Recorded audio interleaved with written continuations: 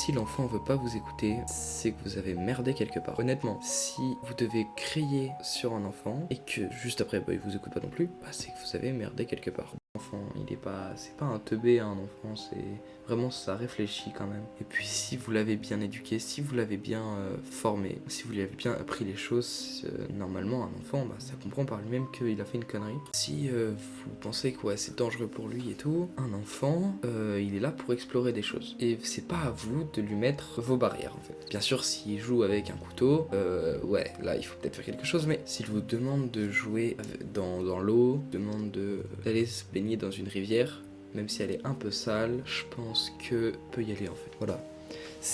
Je pense qu'il va se mettre des barrières lui-même. Si il se blesse dans cette rivière, il apprendra que ça fait mal et que voilà.